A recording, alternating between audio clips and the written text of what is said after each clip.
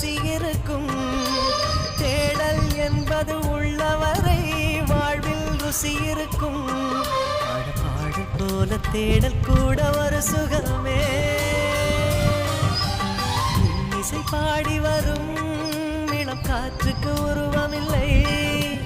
காற்றலை இல்லை என்றால் ஒரு பாட்டொலி கேட்பதில்லை. ஒரு காலம் வருகையில் உள்ளம் கொள்ளை போகுதே. ஆனால் காற்றின் முகவரி கண்கள் அறிவதில்லையே. இந்த வாழ்க்கையே ஒரு தேடல் தான். அதை தேடி தேடி தேடும் மனது தொலைகிறதே. இசை பாடி வரும் இளம் காற்றுக்கு உருவமில்லை.